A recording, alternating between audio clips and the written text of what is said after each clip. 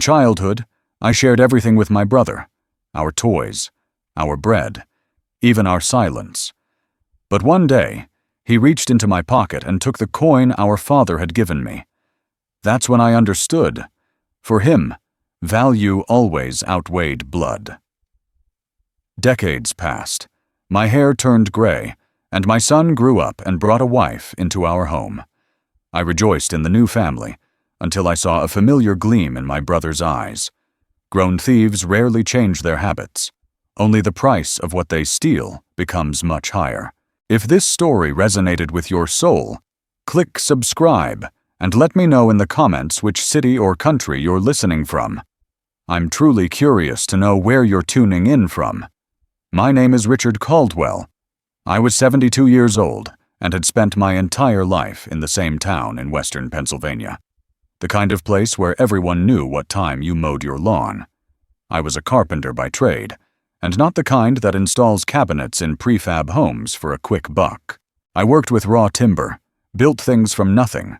Houses, porches, staircases, even coffins once or twice. Though I never liked that part. My hands bore the history of every board I'd ever shaped. My palms were like a map of grain, and splinters, and dust. And even after I retired, I never stopped sanding the edges of things. The house I lived in was the second one I built with my own hands. The first had burned down in '83, faulty wiring, they said. But I never blamed the wires. I blamed my own exhaustion. I'd come home late every night, too tired to notice the subtle hum behind the walls. I took that as a lesson. Don't forget your own work. This second house, the one I retired in, sat at the end of a quiet road just outside New Brighton. It wasn't fancy. A simple single-story with cedar siding and wide windows that let in the morning sun. The back deck sagged a little, but it had soul. Everything in that house carried the scent of wood, even the fabric of the old recliner I sat in each evening. The kitchen had hand-carved cabinets I built in the mid-90s, and I could still see the small chisel mistake I made on the third drawer from the left. I'd kept it. I wanted it there. A reminder that imperfection is part of building something lasting. The floor creaked in places that only I could anticipate. The walls held marks where furniture had been moved too hastily in younger years. The pantry door was a little warped from humidity, and I never fixed it, because I liked how it resisted me slightly each morning, as if the house still had a will of its own. I didn't keep much clutter. There were a few framed photographs, my wife Helen in her nursing uniform, standing next to a patient who'd clearly been mid-laugh. My son John, on the day he graduated from the fire academy, stiff as a plank in his formal uniform, trying to look brave. And then there was one photo I never displayed. It stayed in the drawer of my workbench in the garage, me and my brother Michael, standing in front of our childhood home, holding hands and squinting into the sun. I kept it not for nostalgia, but for proof that once, even for a moment, there had been something like trust. I'd lived alone since Helen passed 23 years ago. She died in late spring, when the daffodils were just opening, and I remember how quiet the world got after the funeral. I never remarried. I couldn't see the point. The house was filled with echoes of her teacups lined on the shelf, the wool blanket she knit for our anniversary draped over the couch, her perfume bottle still on the dresser, though it had long since dried out. I didn't need a new life. I only needed to not forget the one I had. The neighborhood changed over time. The Martins across the street moved to Florida. The O'Connells got divorced and sold their place to a young couple who threw parties every Memorial Day weekend. Kids rode their bikes past my driveway and never waved. Dogs barked at unfamiliar cars, and no one left their doors unlocked anymore. But my house remained the same. I swept the porch every Saturday. I polished the banister even though no one used the stairs but me. I oiled the hinges on the screen door to keep the squeal away. The garage smelled like sawdust and motor oil. My tools hung in precise alignment on the wall, their outlines drawn in Sharpie behind them, so I'd know if anything went missing. I hadn't used most of them in years, but I kept them clean. The habit of order was something I could never shake. There was comfort in it. Even when my knees ached and the arthritis in my fingers made it hard to grasp a screwdriver, I still went out there once a week to wipe everything down. I didn't have many visitors. John came by on holidays, sometimes brought his wife, Susan, who always looked mildly uncomfortable among the older furniture and smell of pine wax. She didn't understand why I never updated the appliances or replaced the curtains, but I didn't need stainless steel or blackout drapes. I needed familiarity, continuity. This house was my spine. Without it, I wouldn't know how to stand. I spent most days reading the newspaper, listening to classical music on the radio, or walking the perimeter of the yard, checking for loose shingles or rot. The garden was modest, just a few rose bushes and a patch of thyme, but I tended it carefully. Every evening, I sat on the back steps and listened to the birds. Sometimes, when the wind came down from the hills, I could smell the sawmill that had long since closed. It made me feel like I was still part of something working, something larger than just breath and bones. People think solitude is sad. They confuse silence with emptiness. But I never felt lonely in that house. I felt anchored. Each creak in the floor was a conversation. Each stain on the counter was a memory. My life wasn't exciting, but it was mine, and I had carved it from the grain of time like a beam for a roof. Still, some memories clung like mildew behind wallpaper. Some rooms stayed locked not with keys, but with caution. And one of those memories, one I had buried under decades of quiet labor, had begun to scratch its way out. I didn't know it yet, but it would come not in the form of a whisper or a ghost, but in flesh. In a knock on the door, in a voice I hadn't heard in 40 years, the house, for all its strength, would tremble again, and this time, it wouldn't be fire or wind that tested its walls. It would be family, and history, and the question of what we ever really own when blood can reach into your home and pull it apart from the inside.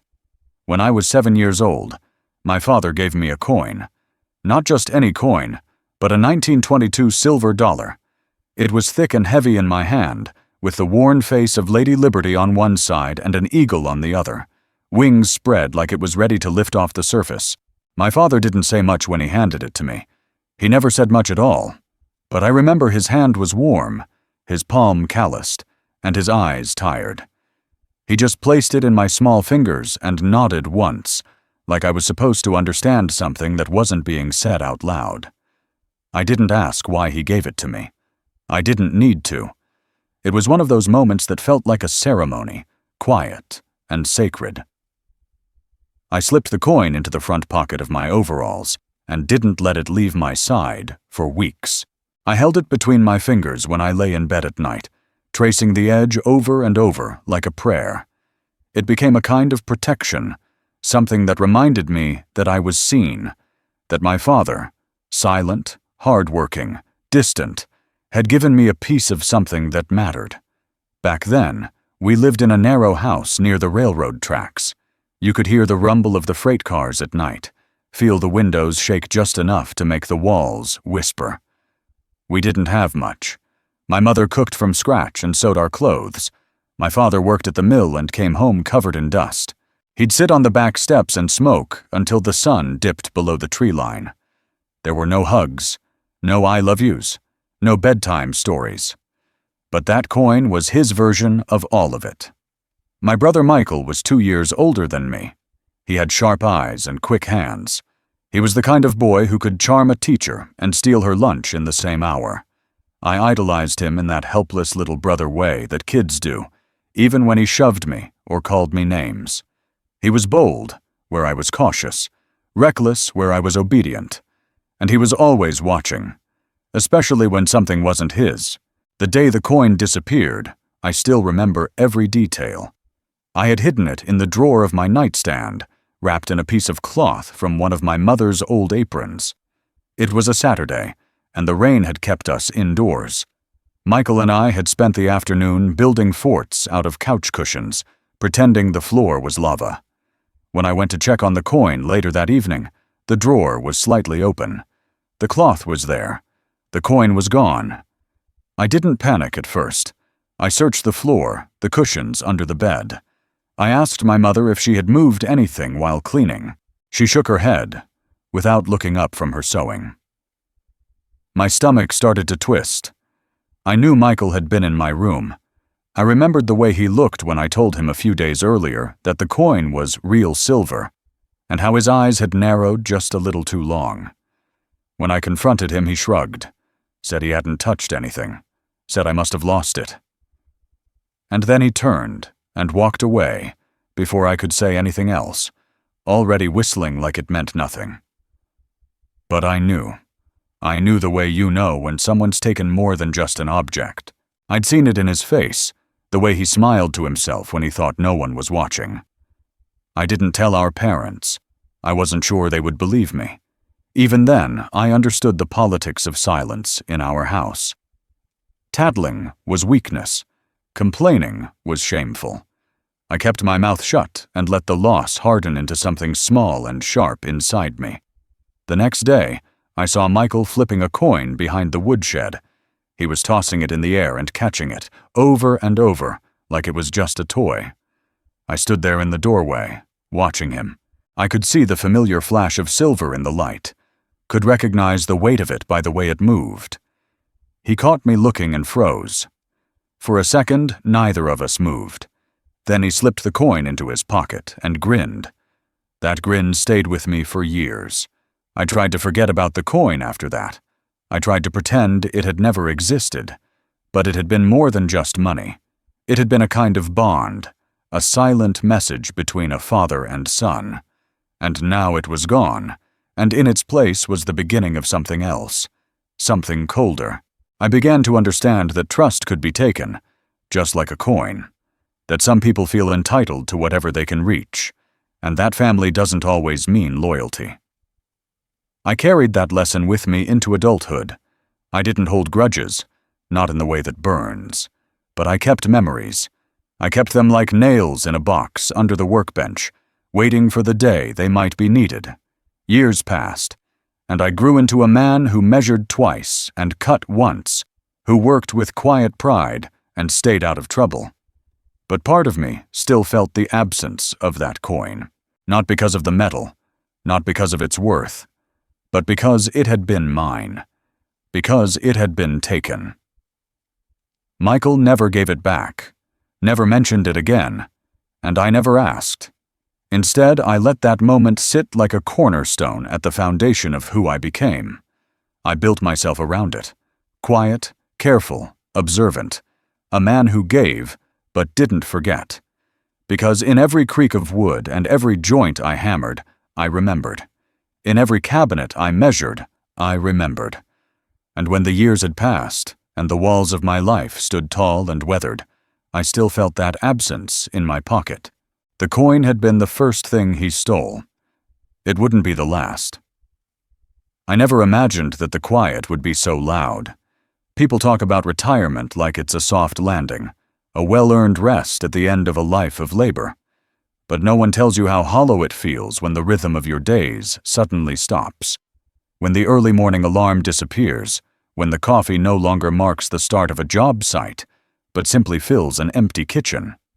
When the sawdust settles and the tools hang untouched, the silence doesn't comfort, it accuses. I retired at 68. I had planned it out, penciled the numbers, counted the hours I'd earned. I told myself it was time. My back had started giving me trouble, and my knees ached every morning like they had their own weather forecast. I thought I'd use the time to read more, maybe fix up the attic, go fishing now and then. But the first week turned into the first month, and before I knew it, I'd gone days without speaking a word out loud. The house began to feel bigger. The corners seemed deeper, the shadows longer. I noticed things I had ignored for decades. The ticking of the old kitchen clock, the uneven breath of the refrigerator, the faint whistle of the wind sneaking through the window frames. At night, the creaks in the floorboards became conversations I didn't want to have. I filled my time with routine. Wake at 6, shower, make coffee, read the local paper front to back, even the classifieds, wash the dishes, though there were barely any, sweep the porch, walk the perimeter of the yard, check the mailbox. Most days, it was empty, and the sound of its metal flap clanging shut felt like an echo of something I couldn't name. Sometimes I stood at the window and watched the neighbors. The Parkers had a dog that barked at everything. The Millers' teenage daughter had dyed her hair pink and came home too late. The world outside kept spinning, loud and fast, while mine moved slower than molasses. I got used to eating alone. Toast in the morning, soup at noon, maybe something from the freezer for dinner. I kept everything simple, practical. No one was coming over, so there was no need for a tablecloth or a second plate. The dining room that once held birthday cakes and Christmas roasts now held a layer of dust on the china cabinet and an untouched chair across from mine. The phone rarely rang. When it did, it was either a robocall or a medical office reminding me of an appointment. John called occasionally. He had his own life, his own worries.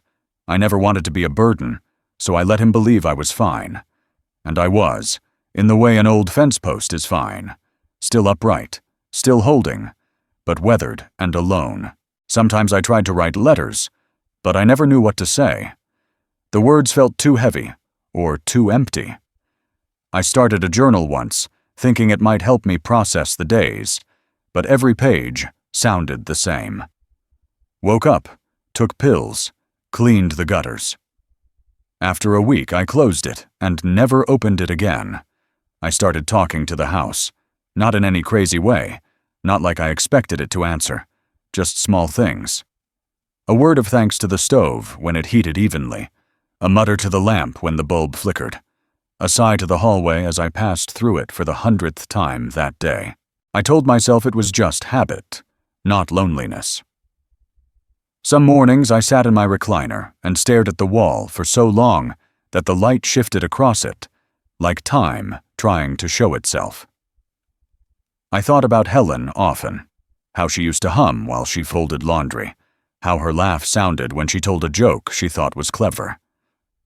I thought about her hands, always busy, always warm, the way she would press them into mine when we watched TV, as if reminding me she was there, even when nothing needed to be said. Without her, the house was quieter. It smelled like cedar and old paper instead of vanilla and clean laundry. Her side of the bed stayed made. Her robe still hung on the hook behind the bathroom door. I couldn't bring myself to move it.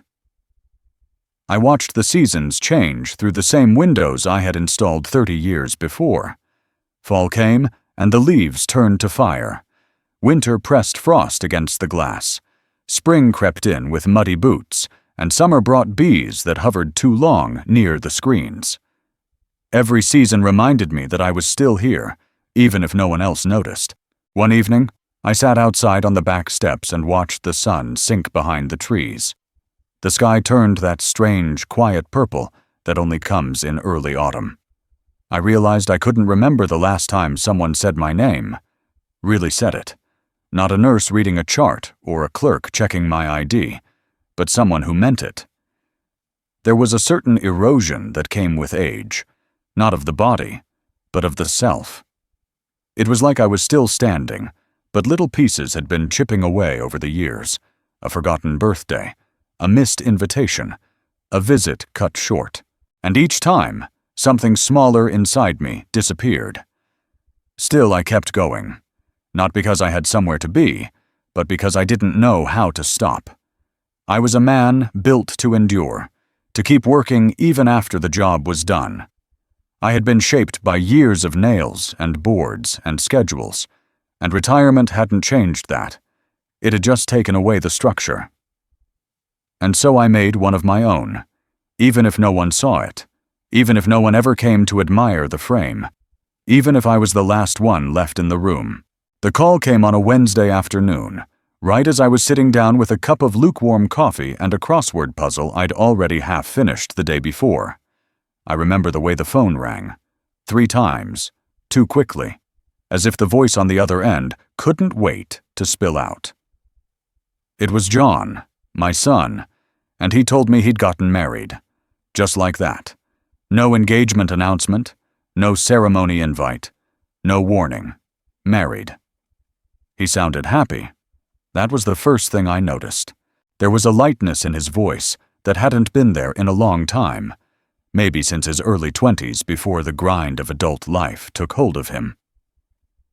He said her name was Susan, that they met through work, that it all happened quickly, but it felt right. I said all the things a father is supposed to say. Congratulations, I'm happy for you. I can't wait to meet her.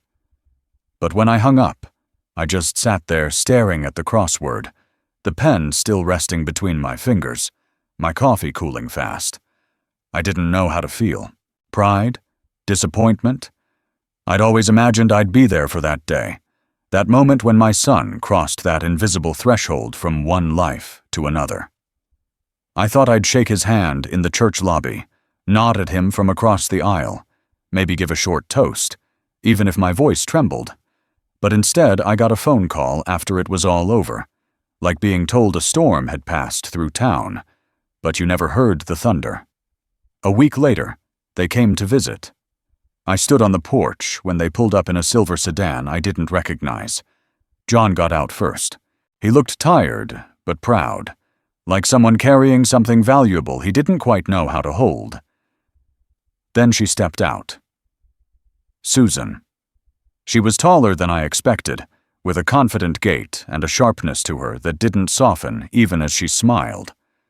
Her hair was pulled back in a tight ponytail, and her coat was the kind you see on women who shop in places I've never stepped foot in. She walked up the steps without hesitation, extended her hand like she was greeting a client, and told me how nice it was to finally meet. She called me Mr. Caldwell. I told her Richard was fine. She laughed politely and said she'd try to remember.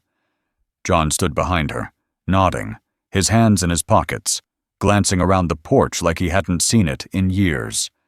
Maybe he hadn't. They stayed for an hour. Susan talked more than John did. She asked questions about the house, about the woodwork, about how long I'd lived there. She complimented the craftsmanship, said it felt authentic. I wasn't sure if that was a compliment or a euphemism for old. I watched the way she moved through the rooms, her eyes sharp and assessing, like she was measuring more than just space. John sat on the edge of the couch, responding when prompted, but mostly silent. When they left, she hugged me. Not tightly, not with affection, just enough contact to check the box of warmth. John patted my back, told me they'd be in touch, and then they were gone. I stood in the doorway long after their car had disappeared down the road, trying to remember what Susan's perfume smelled like. It reminded me of something synthetic and expensive, a department store, or a hotel. Over the next few months, they came by now and then, not often, just enough to say they were present. I began to notice how John deferred to her, how she answered questions for him, how he looked at her before he spoke. I wasn't judging. I'd seen that kind of thing before. But there was something in her that made me uneasy, though I couldn't have named it then. Not rudeness, not malice, just a certain calculation, like she was always doing mental math, weighing things, assigning value. Susan began to make small suggestions, harmless things at first, that maybe I could repaint the kitchen, modernize the appliances, install better lighting. She said it with a smile, her tone light, but I felt the undertone, the way a realtor suggests staging a house without saying it directly. I laughed it off, told her I liked things the way they were. She smiled again, but didn't laugh. John, for his part, was distant. Not cold, but distant, like he was trying to straddle two worlds and wasn't sure where his weight should fall. He asked fewer questions, gave shorter answers, and when we were alone, which wasn't often, he never brought up the past, never asked about his mother or my work or the stories I used to tell him when he was small. He looked like a man trying to keep pace with a train he had already boarded, unsure of the destination, but afraid to get off. They invited me to dinner once. Their apartment was across town, a high-rise near the business district. The building had elevators that whispered, and a doorman who looked through me. Inside, everything was clean and cold. Glass tables, white walls, furniture that looked better than it felt. Susan served wine I couldn't pronounce, and food that tasted like it had been designed by a machine. I tried to compliment it, but the words felt misplaced. After dinner, Susan asked if I had ever thought about downsizing, said it might be easier, more practical. I smiled and said I liked the space, that the house had air and memory. She nodded, but her eyes said something else.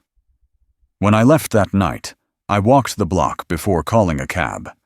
I needed the air. The city lights made the pavement look wet, though it hadn't rained. I passed store windows filled with things I didn't need and watched people rushing by like they were chasing ghosts. I felt out of place, not just in the city, in time. Back home, I sat in my recliner and stared at the ceiling for a long while. The house groaned as it settled. The floorboards creaked like old knees.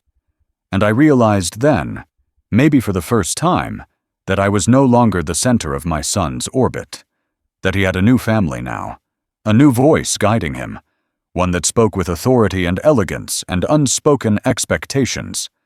I wasn't angry. I wasn't even hurt. But something in me shifted. A quiet acceptance, the kind that builds like snow in a corner of the roof, weightless at first, until one day it falls and startles the whole house. The silence that followed their visit wasn't different from the one before, but it felt heavier. It felt earned. I hadn't seen my brother Michael in over 30 years when he showed up at my door. The last time we stood face to face, we were both much younger men, still clinging to the last shreds of civility our parents had stitched between us. He had a different life then, different wife, different state, different story. He left town shortly after our father died and never looked back. Not even a phone call, not a letter, just gone. I didn't expect to hear from him again. Some people vanish so cleanly, you start to think they were only ever imagined. It was late afternoon when the knock came. I had just finished pruning the hedges out front and was wiping my hands with an old towel when I heard it. 3 sharp raps, not tentative, not shy, certain. I opened the door and there he stood. He looked older than I remembered, his hair fully gray, his frame thinner, his face deeply lined. But his eyes were the same, cold, calculating, just like they were when we were boys and he used to swipe cookies before dinner. Then let me take the blame.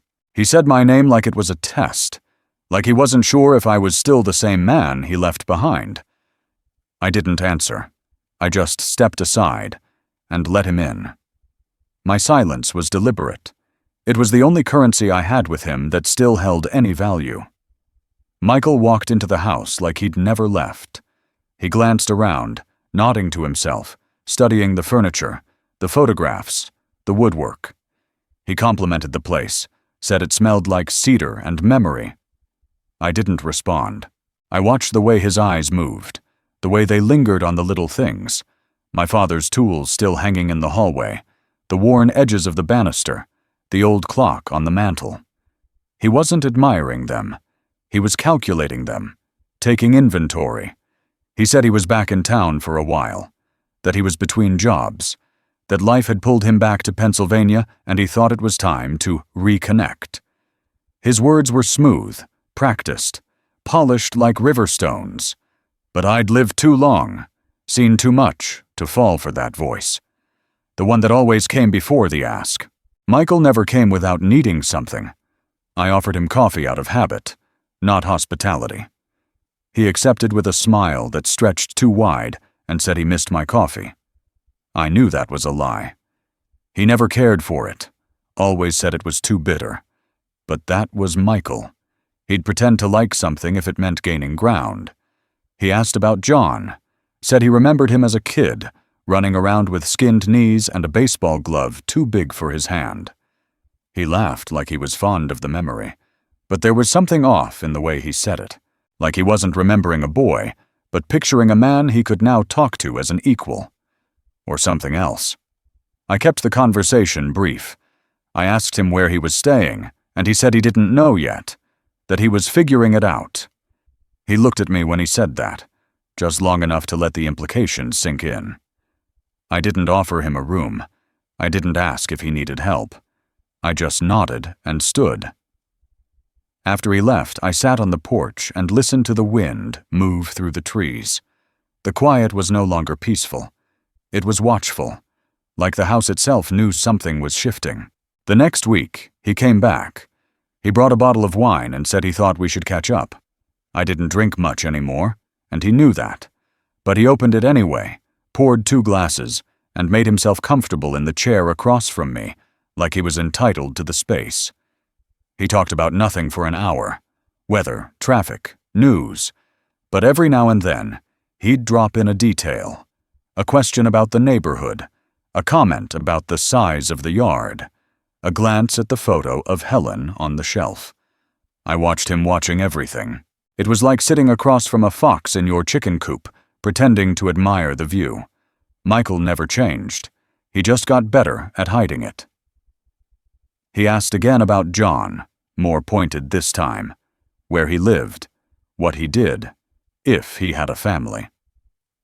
I gave short answers, enough to be polite, not enough to open doors. He didn't push. He just nodded like he was building a file in his mind. Over the next few weeks, his visits became routine. He never came empty-handed. A box of pastries, a bottle of bourbon. Once a book on woodworking, he said, made him think of me.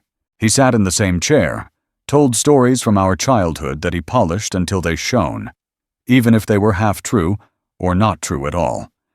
He talked like he was rebuilding something, like the foundation was still there, just waiting for a little care. But I remembered the cracks. I remembered the coin. I remembered how, when our mother died, he had taken the family savings without a word. How he disappeared with no forwarding address. How he left me to clean up after the funeral, to deal with the debts, to explain to the lawyers why one brother was unreachable. I remembered all of it, and I didn't say a word. One morning, I found him in the backyard. He said he had come by early and let himself in through the side gate. He was standing near the tool shed, looking at the old oak tree where John used to hang a tire swing. He asked how long the tree had been there. I said I didn't know. He asked if the shed still locked. I said it did. He smiled and said something about how things last when they're built right. I nodded, but my stomach turned. Something about the way he lingered near the edge of the yard. The way he ran his hand along the fence like he was measuring it. The way he looked at the house, not like a visitor, but like a scout. That was when I knew for certain. Michael hadn't come back for me. He hadn't come back for memory or redemption or to make amends. He had come back because he smelled something valuable. And this time, I wasn't the only thing he had his eyes on. The living room in my house had always been a quiet place. It wasn't meant for guests or gatherings, not anymore. It was where I kept my recliner, my books, my radio tuned to the local station that played nothing but jazz and static. The walls were painted the same soft eggshell I'd chosen 2 decades earlier. The carpet bore the subtle impression of furniture that hadn't moved in years. I knew every mark, every dent, every pattern of sunlight that fell across the floor at different hours of the day. The room was familiar, predictable, steady. Or it had been, before the shadows started shifting. At first, I didn't notice anything unusual. Michael had started coming by more frequently, and Susan had taken to stopping in as well, always under the pretense of dropping something off or checking in on how I was doing. She brought muffins once, from a bakery across town she said I'd love. I didn't love them. They were too sweet, and the texture was wrong. But I smiled, thanked her, and placed them on the counter like a prop in a play I hadn't agreed to perform in. They began to overlap. Michael would show up, then Susan, and it didn't take long before I noticed they arrived with increasing coordination.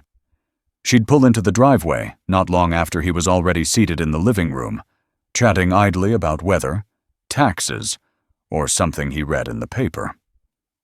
The coincidence became pattern. And with that pattern came something else. Something slower, more insidious. I started watching them, not openly, but in the way old men learn to watch the world. Quietly, deliberately. I stayed in the kitchen a little longer when they thought I'd gone to my room. I stepped a little softer down the hallway when they were sitting on the couch. I stood just behind the edge of the doorway, where I could see the corner of the armrest and the shape of their silhouettes reflected in the window glass. There were long pauses in their conversations when I wasn't in the room, unspoken stretches that didn't resume when I returned. The air felt different when I walked in, heavier, like dust unsettled by motion. One afternoon, I came back from the shed and found them seated closely on the couch, not quite touching, but angled toward one another in a way that didn't look casual.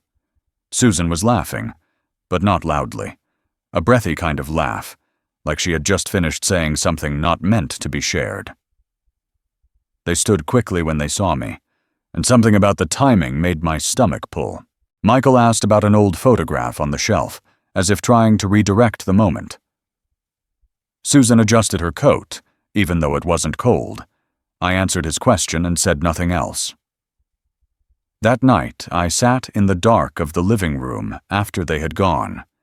I didn't turn on the lamp. I just sat in my recliner and let the shadows return to their natural state. The air in the room still held the faint scent of her perfume, floral, expensive, misplaced in this old house. I stared at the spot on the couch where she had been sitting, and remembered how close his hand had been to hers. The next time they came by, I pretended to be asleep. I left the bedroom door slightly ajar and lay still on the bed. I heard the front door open, heard Michael's voice carry softly down the hallway. I heard Susan's laugh again, quieter than before. They didn't knock on my door. They didn't call my name. I heard the creak of the floorboards near the living room, then the subtle shift of weight as the couch springs compressed. I couldn't make out the words, but I didn't need to. The silence between them said more than speech could. It was the kind of silence people share when they think they're alone, the kind that hums with familiarity, with intention. Something inside me turned cold, not from betrayal, not yet, but from recognition. I had seen this pattern before. In high school, when a friend had started dating the girl I liked. In my early marriage, when Helen had grown quiet around a neighbor who complimented her a little too often. In the workplace, when younger men had slowly nudged out older ones with smiles and backhanded kindness. The posture, the tone, the rhythm. It was always the same. And now, it lived in my house. I began to take note of the subtle changes. The way Susan referred to Michael as your brother, less, and just said Michael more. The way she leaned toward him during conversations, her body angled as if shielding something. The way Michael spoke for her, answered questions she wasn't asked, as though they'd rehearsed a shared script. They started using the living room as their meeting place, not mine. They sat side by side, close enough that the fabric of their clothing must have brushed. I watched from the hallway mirror, its angle just wide enough to catch a sliver of the scene. I saw their reflections, but not their expressions. That made it worse. It forced my mind to fill in the blanks. One afternoon, I left a book open on the armrest of the recliner to see if they would move it. When I returned, the book was gone, placed neatly on the side table. My blanket had been folded too, in a way I never did it. Not Helen's fold, not mine. A stranger's hand had touched my things, rearranged my quiet. I tested it again the next week. I placed a coaster upside down, just off-center, near the lamp. When I came back, it was right side up, perfectly aligned with the base. They thought they were subtle, but this house had lived with me for too long to lie. It noticed. It remembered. They stayed longer with each visit. Sometimes Susan would come without John. Sometimes Michael came first, and she arrived later, saying she just happened to be in the area. I didn't question them. I didn't confront them. I just sat back and let the shadows do the talking. They grew thicker in the living room each week, creeping along the carpet, sliding up the walls, swallowing the light. It was no longer my space. It had become something else, a place of murmurs, of glances, of things left unsaid, but fully understood. I kept my silence, but I began to plan, not out of revenge, out of self-preservation. Because when shadows take root in a house, they don't leave on their own. They have to be shown the door. I became something else in my own house. Not a host, not a father, not even an old man trying to hold on to the shape of his life. I became a presence, a shadow, a figure who moved soundlessly from room to room, watching without blinking, listening without judgment. I became what the walls already knew, something quiet that saw everything. It didn't start as a plan. At first it was just habit, waking up before dawn, stepping softly across the cold wooden floor to make coffee before the birds began to stir. But soon, I found myself doing more than just sipping from my mug. I began walking the house with a different posture, like a man treading across a frozen lake, careful not to break the surface. I stopped turning on lights when I moved through the hallways. I learned the creaks in the floor again, the places to avoid if I didn't want to be heard. I stopped making noise. That's when the house began to talk. The days became long stretches of performance. I played the part they expected. I answered questions with short, measured replies. I sat in my recliner when they were in the room and closed my eyes when they lingered too long on the couch. I let them believe I was drifting in and out of sleep, old and harmless, too fogged by age to see what bloomed in front of me. But at night, I was wide awake. I began to keep notes, not on paper. I wasn't foolish. I used the margins of my mind, etched details into memory the same way I used to etch measurements into wood. The angle of Michael's body when he sat next to Susan, the way her eyes softened when he spoke, the shared smiles, the matching tones, the tension when John walked into the room, and the way it evaporated the moment he left. Sometimes they didn't even notice I was in the room. They spoke in fragments, words that dangled in the air like cobwebs. They never said anything that could be held, nothing that could be repeated and make a clean accusation. But it was all there, in their pacing, in their pauses, in the familiarity that belonged to people who'd crossed a line long ago. I remember the day I first noticed Susan sitting in my chair. It was a small thing. She didn't ask. She just settled into it like it belonged to her. Her arms draped over the sides, her legs crossed in a way that was too comfortable, too unthinking.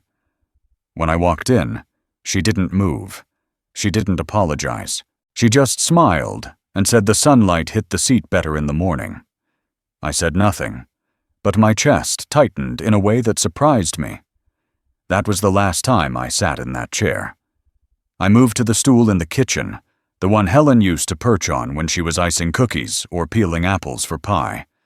It was hard on my back and didn't fit my frame, but it gave me a better angle of the living room. From there, I could see the side of Michael's face when he came by. I could watch Susan lean in close. I could measure the distance between them in inches, and those inches spoke more than any confession. I didn't tell John what I saw. How could I? What father wants to place that seed into the soil of his son's heart? What father wants to be the one who says, "Your life is not what you think it is"? Instead, I watched. I watched as Susan laughed a little too freely at Michael's jokes. I watched as she touched his arm when making a point. I watched as my brother looked at her, not like a guest in someone else's marriage, but like a man revisiting something he believed was already his. And I watched my son grow quieter. He never said anything to me, but his visits became shorter, his eyes more distant. He started arriving late, leaving early. The space between him and Susan lengthened, but not in the way of disconnection. It was resignation. Like he knew. Like he didn't know what to do with what he knew. I remembered something Helen once told me. She said that the cruelest part of betrayal wasn't the act itself. It was being made to feel crazy for seeing it. Being told that what you feel in your gut is paranoia, that what your eyes witness is coincidence. I never forgot that. And as I sat there, day after day, playing the fool in the corner, I understood her more than ever. There was a moment, just one, that told me everything. I had left a mug in the sink, intentionally, to rinse later.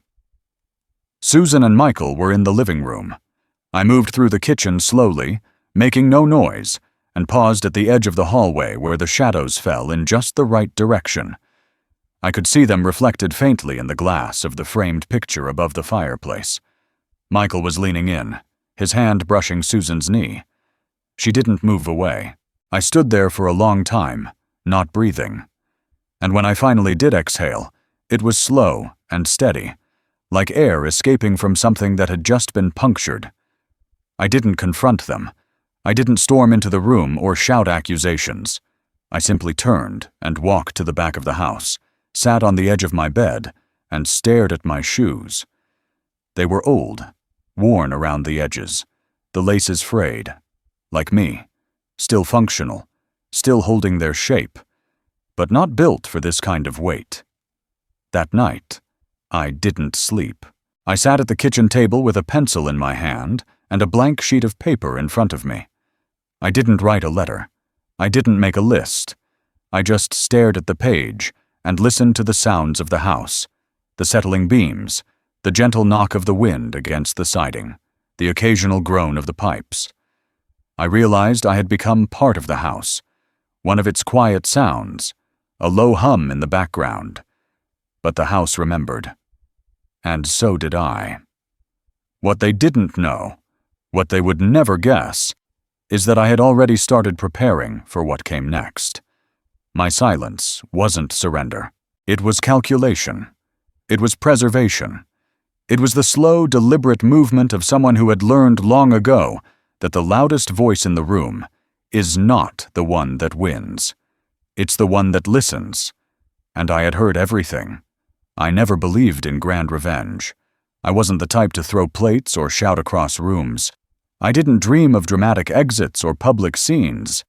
That kind of thing belonged to younger men, the ones who hadn't yet learned that real power sits in stillness, that it's not noise that breaks trust, it's the quiet distance that follows. And so, I didn't scream. I didn't accuse. I didn't write letters or make phone calls or demand explanations. I made coffee. I fed the birds. I opened the curtains just enough. And I planned. It began with the papers. In a wooden box under my bed, I kept every important document I'd ever signed: property titles, insurance forms, deeds, my will. The house was paid off, of course. It had been for over a decade, and every inch of it was in my name. Not John's, not anyone else's, mine. That was something Michael never understood. While he spent his years chasing shortcuts and cutting corners, I had quietly built a fortress of paperwork and order. I knew where every key was, every receipt, every signature. The bureaucracy of my life was a map, and I was the only one who could read it. I took the papers out one night after they left. The house still smelled faintly of Susan's perfume, and I laid them across the kitchen table, lining them up like planks on a workbench. I reviewed everything, every clause, every name. I circled outdated contacts in red pen. I updated emergency information. I opened my laptop and began drafting letters to the institutions that mattered: my bank, my lawyer, the local tax office. I changed passcodes. I activated two-step verifications. I withdrew enough cash to carry in my pocket in case I needed to move quickly, though I had no plans to leave. I wasn't preparing for war. I was preparing for clarity. Susan had once asked, too casually, if I'd ever considered selling the house. She said it'd be easier for me, that a one-bedroom condo with an elevator might suit me better. I smiled, nodded, said I'd think about it. But I didn't forget. I never forgot when people mentioned money under the guise of concern, and Michael had that same look when he offered to help me get things in order a few weeks later, as if I were a collection of loose ends waiting to be tied up and handed over. So I began to close the doors. I called my lawyer and requested a private meeting. I didn't tell anyone. I didn't put it on the calendar. I took the bus across town and sat in a quiet office while we reviewed my will. I made amendments. I specified distributions. I added contingencies and removed assumptions. I made it so clear that even if someone tried to argue, the paper trail would outlast them. My signature, dated and witnessed, became my final word. I didn't cut John out. He was still my son. But I made sure that what I left behind could not be touched by Susan, or anyone who might stand next to her. I created a trust with strict stipulations. I assigned a third-party executor, someone with no blood ties, no family bias, someone I could trust not to be charmed or swayed. When I got home that night, I didn't feel triumphant. I felt steady, like a man who had reinforced the beams of an old house before the storm arrived. I made tea and sat in the dark, letting the taste ground me. No one noticed anything had changed, and that was exactly the point. I began organizing the rest of the house in the same way. I took inventory of every object that mattered: Helen's jewelry, my coin collection, family photographs. I scanned and encrypted the images. I stored backups in places only I knew. I labeled items not for sentiment, but for clarity. No more gray areas. No room for interpretation. Then I began to pull back. When Michael and Susan came by, I greeted them with the same soft voice.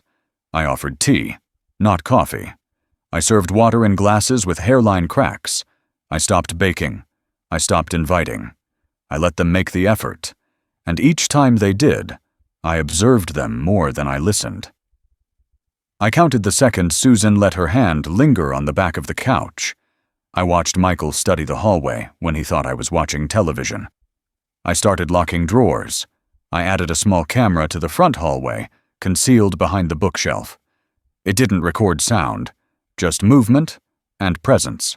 But that was enough. I didn't need to hear lies. I just needed to confirm them. One evening, I left my phone on the counter, screen up, with a message draft open. Just a name typed out. Just enough to tempt curiosity. When I returned 20 minutes later, the screen had gone dark, but the message was no longer where I left it. Someone had exited the app. I checked the camera footage later. Susan had been alone in the kitchen, just long enough. Michael once tried to fix the lock on the back gate, said he noticed it was sticking. I told him not to worry about it, that I liked it that way. It was true. I wanted to hear the squeak. I wanted the sound of entry and exit to be unmistakable. I stopped leaving the house empty when I left. I started leaving the television on, lights in different rooms. I made it unclear when I was gone and when I was simply watching from another angle. I wanted them to feel unsure, to question what was visible and what was not. Still I smiled. Still I nodded. I became an old man again in their presence. Harmless, slow, distracted. I forgot things selectively. I misplaced small items. I asked Susan to help me with the thermostat, just once, to watch her fingers find the settings faster than someone unfamiliar should. She was comfortable in the house. Too comfortable. I began to write notes to myself in code, not for security, but for rhythm. I wanted to build the habit of concealment into every part of my day. I labeled files under the names of old tools. Helen's jewelry inventory went under Chisel 4. My revised will was stored under Plane Handle. No one would look there. No one would guess. Then came the final step. I called John. I asked him to visit, just the two of us. He came on a Sunday. We sat on the porch and watched the wind move through the trees. I didn't tell him what I knew. I didn't tell him what I'd seen, but I told him the history of the house, how I had built it, why I had chosen every detail. I reminded him of the tire swing, the Christmas lights, the sound of his mother laughing from the kitchen window. He listened quietly. He looked away once or twice, but I saw the weight in his eyes. I told him the house was going to be his, but only if he wanted it, only if he chose it. He asked me what I meant. I told him some things don't belong to those who reach for them. They belong to those who remember. He nodded, not fully understanding. Not yet. But he would, because my silence was no longer a retreat. It was a message, and it was almost ready to be read. There's a moment when something you've quietly suspected becomes undeniable. Not a theory, not a feeling, but a fact so clear and sharp that it cuts into you before you even realize it. That moment came on a rainy Tuesday morning, the kind that made the sky sit low and gray over the house like a heavy lid. I had just returned from the store. Bread, milk, batteries, small things that old men buy when they don't want to stay home. I stepped through the front door slowly, as I always did, holding the paper bag in one arm, umbrella still dripping from the other. The house was not empty. I could hear the low hum of voices before I even closed the door behind me. The sound came not from the kitchen or the hallway, but from the living room, the same living room where I had begun to feel like a ghost in my own skin. I walked with care, each step measured, the soles of my shoes wet against the wood. I didn't call out. I didn't announce myself. The voices were too close, too soft, too familiar. I stopped just before the entryway and waited. The air felt thick with something unspoken. I could hear Susan's voice first. Her tone was lower than usual, more private, not performative, not polite. And then I heard Michael. His voice was quieter, more intimate than I'd ever heard it. He wasn't telling a story. He wasn't reminiscing. He was murmuring. They were close. Too close. Close enough that I could hear the shape of affection in their silences. I didn't move. I didn't breathe. I stood there, the bag of groceries still in my arms, my body cold despite the damp heat clinging to my clothes. There was a pause in their voices, and then I heard the sound that changed everything. Not words, not footsteps, but the faint, unmistakable shift of fabric, the sound of one body leaning into another, the creak of the couch as weight shifted in tandem, not a goodbye hug, not a friendly nudge, an embrace, a closeness that had no place in that room, not with him, not with her.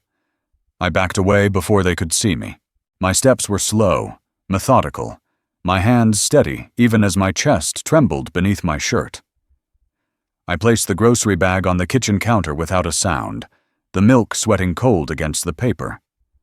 I stood there for a long time, staring out the window at the blurred garden beyond. The flowers I'd planted in spring bent under the weight of the rain. They didn't break, but they bent. I heard them move through the hallway a few minutes later, heard the door close as Susan left. Michael lingered a bit longer, maybe fixing his collar, maybe wiping guilt off his face. When he finally walked out, he didn't stop by the kitchen. He didn't call out. He just walked through the door and down the steps like nothing had happened. But something had happened. Later that evening, I sat in the living room alone. I didn't turn on the lights. I let the gray light of dusk creep in through the windows, casting long, soft shadows across the furniture. I looked at the couch, the same couch that had once held birthday presents and afternoon naps and conversations about college and mortgages and baby names. It now held something else, a memory I didn't want but couldn't shake. I had built this house, with my own hands, with my own breath. Every board, every nail, every seam carried the weight of my life. And in that house, they had desecrated something. Not a rule, not a law, but a bond. A boundary they crossed without hesitation, as if I no longer counted, as if I were already gone. I didn't sleep that night. I sat in the kitchen, the clock ticking loud in the quiet, the hum of the refrigerator punctuating the silence. I thought of John, My son. I thought of what he would feel if he knew.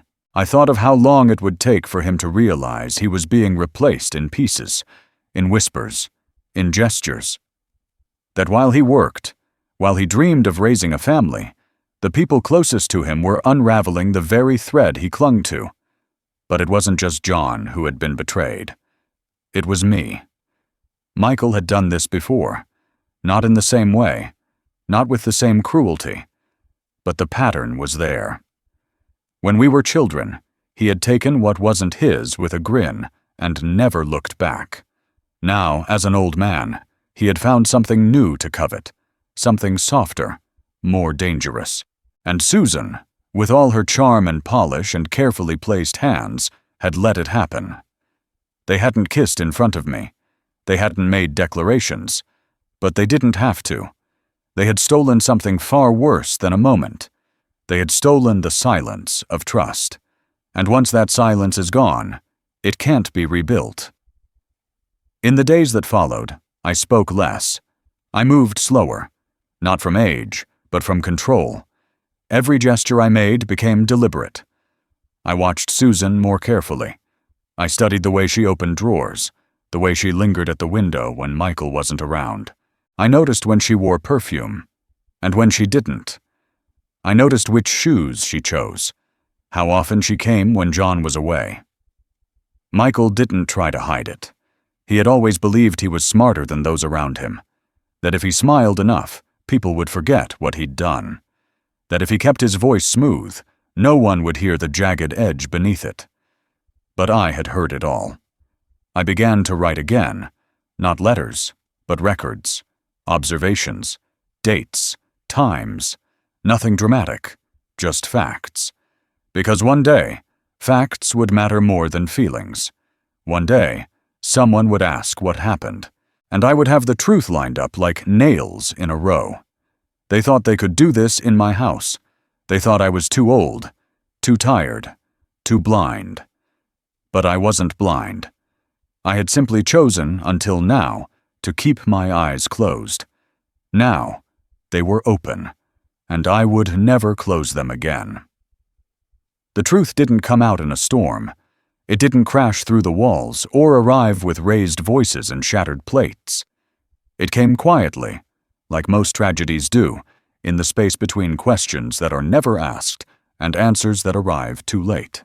It came the way a house settles when no one's watching, board by board, nail by nail, until one day the foundation sinks and you realize it's been happening for years. John arrived on a Sunday. He parked his car in the same crooked angle he always did, wheels kissing the grass, door left slightly ajar. He walked into the house with a strange energy, rushed, distracted, like a man who had left something unfinished behind him. I was sitting in the kitchen with a newspaper I wasn't reading, watching the way the morning light filtered through the blinds. I knew something had changed before he said a word. He sat down across from me, didn't ask for coffee, didn't mention the weather. He placed his phone on the table face down, something he never did, and looked at me like I held an answer he hadn't yet figured out how to ask for. His eyes were darker that day, not tired, not angry, just dimmed, like someone had drawn the curtains behind them. He didn't say Susan's name, not once, but he didn't have to. He talked in circles for a while, about work, about how late she'd been staying at the office, about her distance, her laughter at things that weren't funny, her silences that weren't peaceful. He mentioned Michael briefly, as if tossing a bone into a corner of the room, said he'd been around more, said Susan seemed to enjoy the visits, said he wasn't sure how he felt about it. I watched him closely, watched the way he tapped his fingers against the edge of the table, the way his leg bounced beneath it, the way his shoulders curled inward slightly, like someone bracing for an impact that hadn't yet arrived, but already left a bruise. He asked me if I thought people could change. I told him they could, but not always for the better. He nodded slowly, like he already knew the answer and just needed to hear it out loud. He didn't ask if I'd noticed anything. He didn't want confirmation. He wanted relief, and I didn't have any to give. That was the beginning. The unraveling came quickly after that. Over the following weeks, John's visits became less frequent. When he did come, he looked thinner, quieter, like a man peeling away from his own skin. His laugh sounded hollow. His eyes avoided mine. He spoke with hesitation, as if unsure whether words could still be trusted. He asked fewer questions and gave fewer answers. I offered him food he didn't eat. I made coffee he let grow cold. He started staying late at work. Or so he said. I knew better. I knew that late at work meant driving around town with no destination, sitting in empty parking lots, watching other people's windows glow with lives he no longer recognized. One evening, he called me from his car. He didn't say much, just that he was outside. I opened the door and found him standing there, his hands deep in his pockets, his coat soaked from the rain. He looked like a boy again, lost, unsure, desperate for someone to make the world small and simple again. He sat on the couch, the same couch I could no longer look at without feeling the weight of betrayal, and stared at the floor. He didn't cry. He didn't rage. He just told me the truth in fragments, as if each word hurt more than the last. He had found a message, a short one, on Susan's phone, from Michael. It wasn't explicit. It didn't need to be. The familiarity in it was enough. The kind of message that can only exist between two people who have crossed a line and never looked back. He confronted her. She denied it. He showed her the message. She called it a joke. He asked for the whole truth. She gave him silence. Silence always tells more than words. I listened without speaking. My heart didn't race. My breath didn't catch. I had known. I had known for weeks, maybe months, but hearing it from him, hearing the weight of his voice collapse under the reality of it, still struck something in me that hadn't moved in years. He asked me what he was supposed to do, how to fix something that was already broken before he realized it had cracked. I didn't answer, not because I didn't know, but because I knew that answers from a father don't always fit into the world of a son. He stayed the night, curled up on the guest room bed that still held the scent of old linens and quiet memories. In the morning, he left before sunrise. I watched his car drive away through the front window, the sky just beginning to bloom with pale gray. After that, I didn't see him for some time. He stopped answering calls. He stopped replying to messages. I knew he was pulling inward, trying to rebuild himself with pieces that no longer fit. I knew that kind of retreat. I had done it myself once, long ago, when Helen had almost left me. Not for another man, but for a version of herself she no longer recognized. It had taken years to climb back from that distance. But John didn't have years. He came back eventually. He stood on the porch one afternoon, looking 10 years older, wearing clothes that didn't quite sit right on his body. He looked like a man who had lived through a fire no one else could see. His eyes met mine, and in that moment, everything fell away.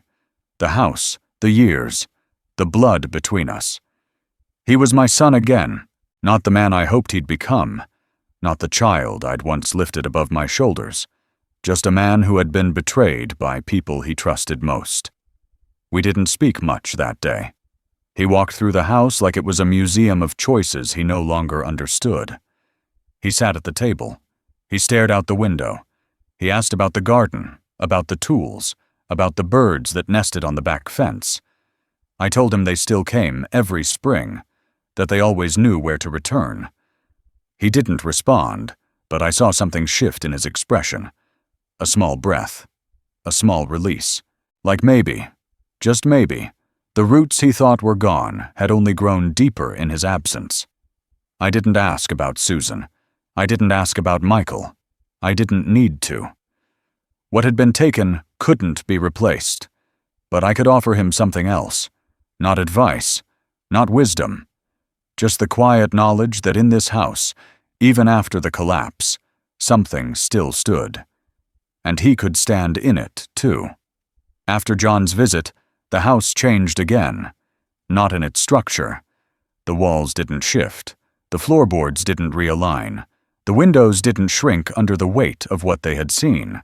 No, it was something subtler than that. The silence itself had changed. It wasn't empty anymore.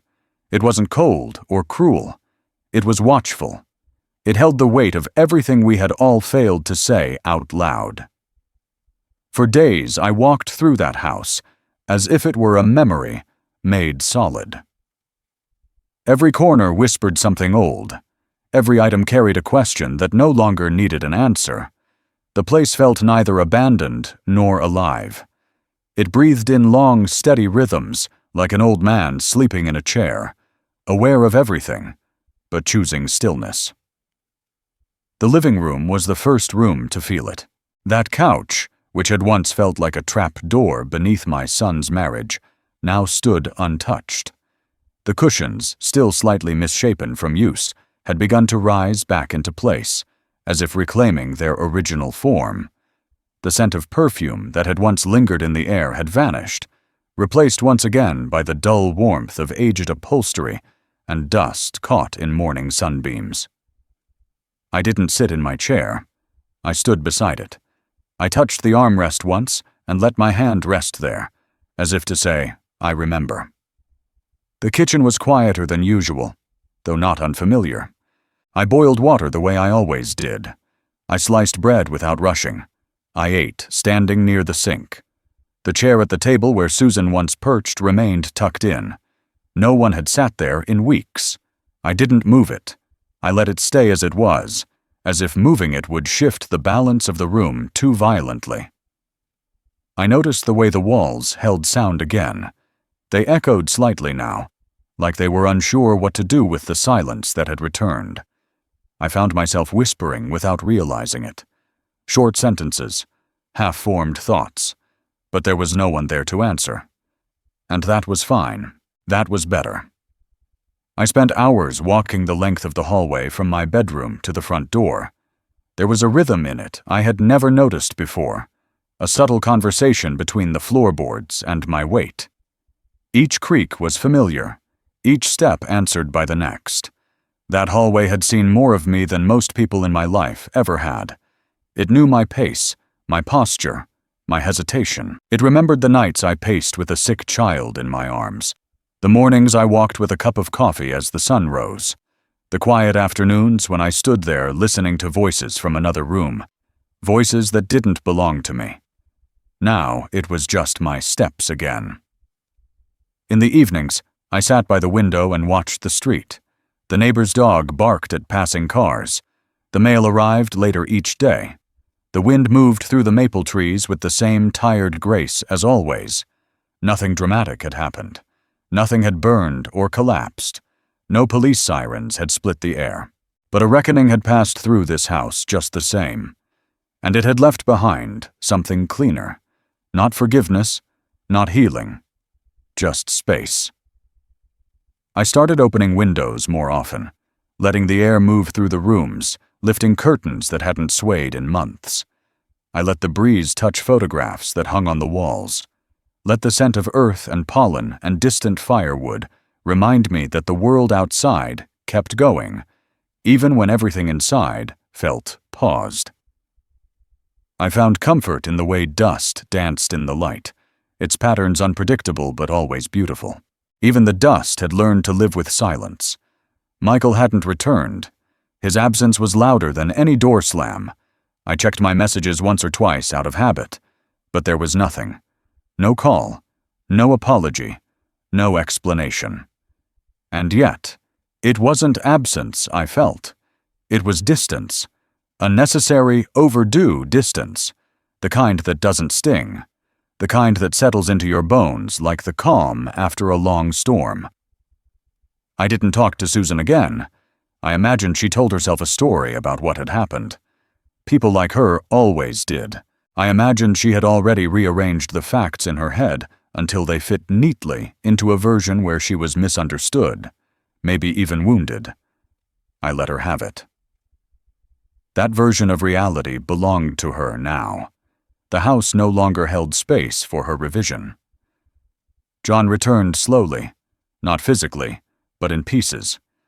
I'd find notes on the porch sometimes, short ones. Stopped by, saw the flowers. Looks good. Or borrowed the wrench. Will return soon. He wasn't ready to sit at the table again, but he was circling the perimeter, like a child testing the ice. I didn't push. I didn't call. I just left the porch light on. One day, I found one of his old baseballs in the shed. The stitches were frayed, the leather scuffed beyond recognition. I held it in my hand and remembered the arc of it flying through the air in the backyard, his voice chasing after it, my hand always just a little too slow. I didn't cry. I didn't smile. I just stood there holding time. The silence of the house had turned into something else now. It wasn't the silence of betrayal anymore. It wasn't a silence filled with suspicion or weight. It was a waiting silence. A gentle kind. The kind that exists between chapters, not at the end of a book. The kind of silence that invites, not demands, what comes next. The radio played soft jazz again. The television stayed off. The newspapers stacked slowly in the corner. The crossword puzzles half finished and folded neatly. I moved through each day without fanfare. I did the dishes. I watered the plants. I opened drawers slowly and closed them even slower.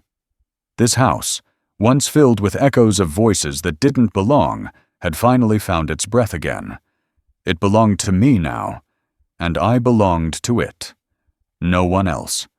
Not anymore. There came a day when I realized the most powerful things I had left were my name and my decisions. Not the ones I had made in the past, but the ones I still had control over. The ones I could sign. The ones I could file. The ones that could not be undone by charm or manipulation or proximity. It wasn't bitterness that led me to open the files again. It was clarity. A deep, bone-level understanding that if I didn't put my life into writing, someone else would put it into motion. And it wouldn't be a version I recognized. The folder sat in the top drawer of my bedroom dresser. It had a small brass tab and smelled faintly of cedar and paper glue. I had kept everything organized for years. Tax returns, deeds, insurance policies, the original loan paperwork from the mortgage I paid off more than a decade earlier. But this time, I didn't just skim. I didn't just check dates or signatures. I went through every page as if I had never seen them before.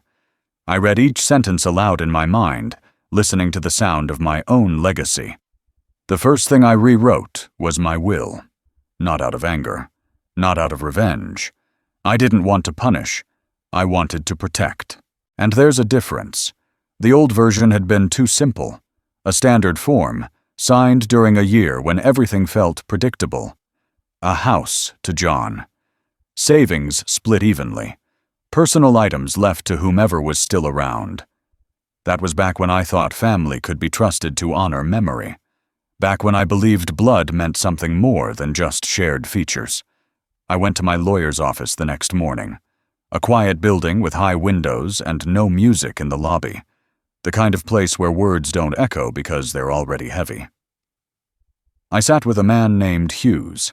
He had gray hair, dry hands, and a way of speaking that was slow, but surgical. He didn't ask questions. He didn't offer condolences or commentary. He simply placed the documents in front of me and waited. I revised every line.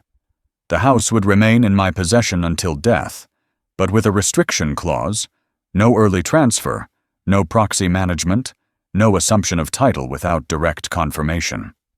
It would go to John only if he accepted it alone, unattached to anyone else, and only if he chose to live in it rather than sell. If he refused, or if the conditions weren't met, the house would go to the local Veterans Housing Trust. I wanted it to be lived in, not liquidated. The savings accounts were divided differently now. I created a trust, overseen by a third-party fiduciary, with specific disbursement rules. No lump sums, no early withdrawals, no access through marriage. A portion was designated for John's future, in stages. Another for my funeral expenses. The rest I earmarked for things I believed in, quietly, without announcing it. A shelter in town, a library, a scholarship fund for tradesmen. Personal items were categorized by meaning, not by value.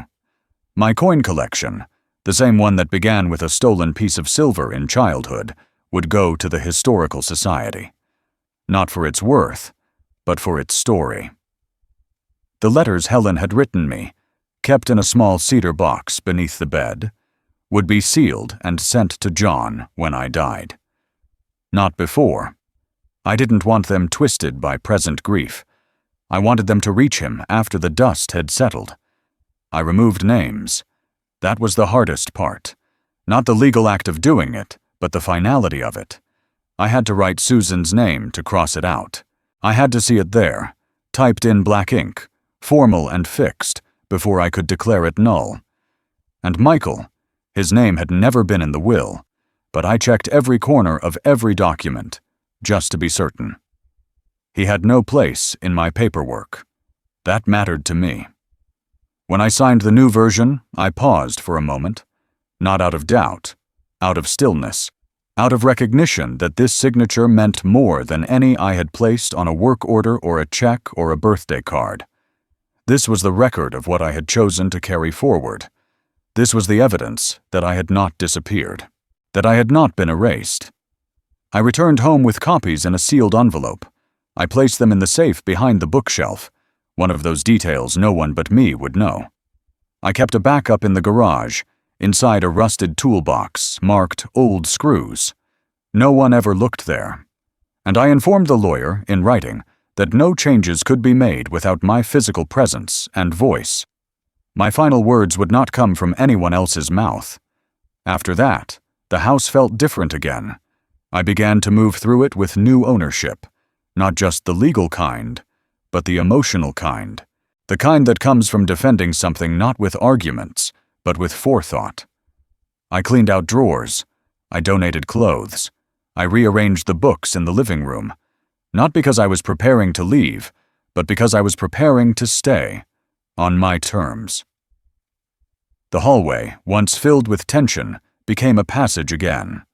The kitchen, no longer carrying the smell of someone else's perfume, returned to the scent of black coffee and lemon oil. The living room regained its balance. I opened the windows wider. I polished the floorboards. I re-oiled the hinges on the cabinet doors. And I wrote.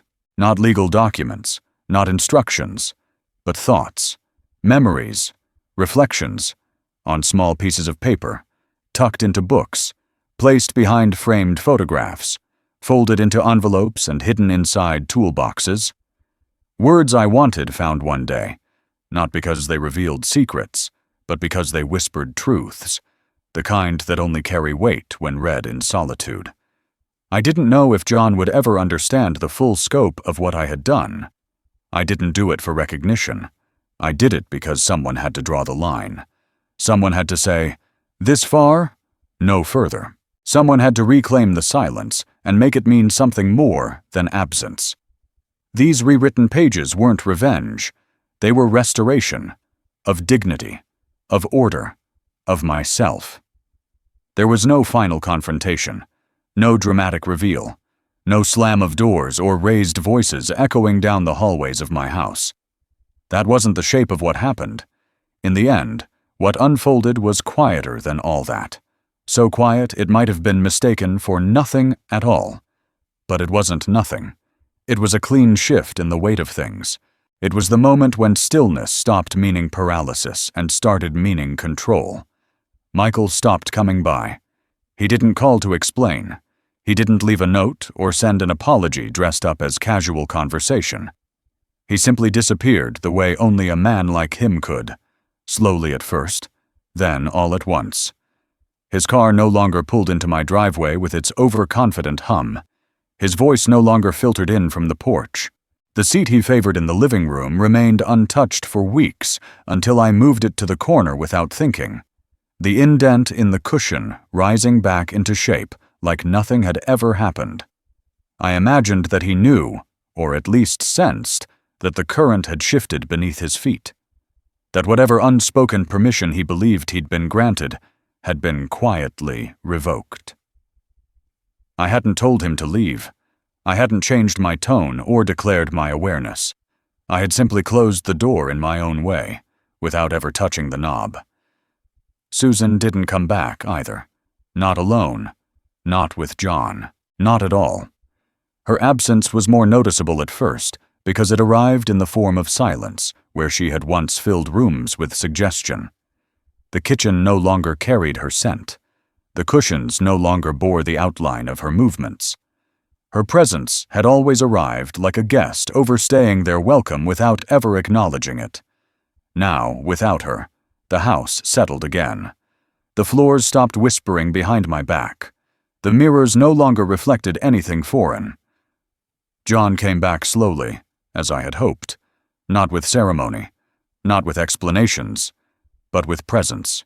He began to stop by on his own, on random days, unannounced, but never unwelcome. He never asked about them. I never offered anything. We didn't speak about what had broken. Instead, we picked up things from the corners where they had been quietly set down and forgotten. He repaired a loose shutter on the back of the house one morning without being asked. Another day, he brought coffee and sat with me in the garden for an hour, both of us watching the birds fuss over the feeder, like nothing in the world had ever fallen apart. I started to see his hands move like mine used to, with purpose, not noise, with care, not rush. Something had cracked in him, yes, but something else had also taken root, something steadier, more deliberate, as if the betrayal had stripped away illusions and left behind only what was necessary. One afternoon, he brought over an old photo album I thought was lost. Inside were pictures of him as a child, covered in mud and sunlight, and Helen, with her wild hair and steady smile. We looked at the images without commentary, letting memory breathe in the space between us. When he left that day, he hugged me, not stiffly, not as obligation, just once, with both arms. It was enough.